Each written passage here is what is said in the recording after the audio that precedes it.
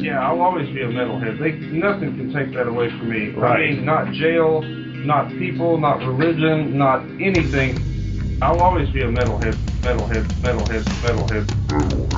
Metalhead leaves you all alive.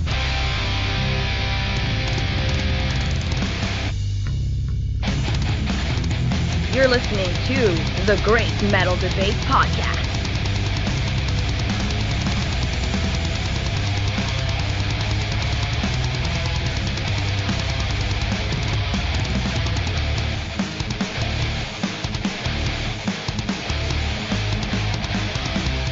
Welcome back, metalheads, to a new episode of the Great Metal Debate Podcast. It's Xander back with a new album review.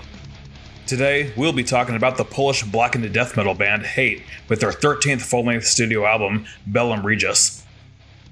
I have enjoyed Hate for a really long time, and I even had the privilege to see them live back in 2019 when they opened for Belphegor and Dark Funeral at the Devastation on the Nation tour. In fact, I was supposed to see Hate open for Belphegor a second time just last month, but they dropped off the tour at the last second. Hence the reason I was able to interview Voidrium before I left Florida. Even though I enjoy Hate, I gotta say that I recently became an even bigger fan. Before just a few years ago, I largely compared them with Behemoth. I have always compared the two bands because Adam the First Center has a very similar vocal style to Nurgle. Plus they musically sound alike, and they're both Polish. But I have developed a whole new respect for Hate since they dropped their newest single, Iphigenia. Over the past month, I have blasted that song on high volume multiple times. I've also gone back to listen to at least 5 of their previous records from front to back. The only Hate CD I ever owned was their 2013 album Solar Flesh, A Gospel of Radiant Divinity, and I remember hearing most of the Erebius album on YouTube a year before that. But the song Iphigenia alone made me impulsively pre-order the Bellum Regiis shirt last week, and I just received it in the mail yesterday. As I record this, I am wearing the shirt now. Side note, I also really enjoyed their death metal days too. The song Immolate the Pope from the Awakening of the Liar album was definitely a standout, especially with that one lyric where he says, "I'm the one you did before." I had originally planned to make a review for Behemoth's upcoming album where I bashed both it and the previous record, Opus Contra Naturam. But since that last new track by Hate destroys everything Behemoth has made in the past 5 years, I decided to praise the album instead. Judging by what I've heard, Bellum Regiis blows the shit of God right out of the toilet bowl water. Shout out to Metal Blade Records for letting us have a press release. I'm not sure if we've ever received a press release from such a massive record label like Metal Blade before, so I really appreciate that. The first track on the album is the album title, and it's a straight-up banger from front to back, followed by the aforementioned Iphigenia. And then for the third track, we have The Vanguard. The song will undoubtedly make the hairs on your eardrum permanently collapse. There's even a shredding guitar solo performed by Damen.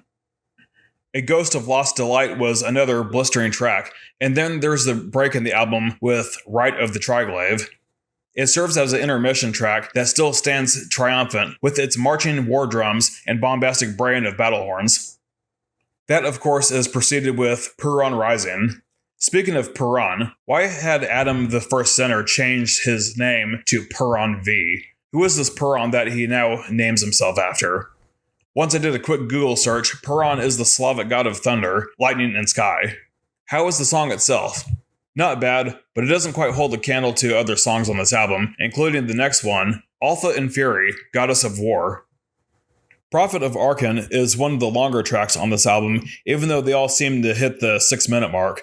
But how is it as a song? It sounds angry and demonic with a few headbanging guitar chug riffs. Not like deathcore chuggy or anything, but chuggy in a good black and death metal sort of way. Tyrmes, the bassist, does a masterful job of following along with the guitarist in flawless timing.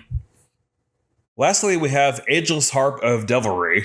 What else is there to say? Oh yeah, I was going to compliment Narsil's impeccable drumming skills. His talent shows up in every track, including the album finale. Not to be lazy, but I can't think of a clever way to do an outro for this, so I'll jump straight into my final thoughts. Some of the songs will require a few listens before you can differentiate them. Others stand out on their own. I'll cut to the chase and give this a nice 8.5 out of 10. Hate, Bellum Regiis will be available on all streaming platforms on May 2nd, so mark your calendars. It's right around the corner. Give them a listen, show your support, and keep it fucking metal.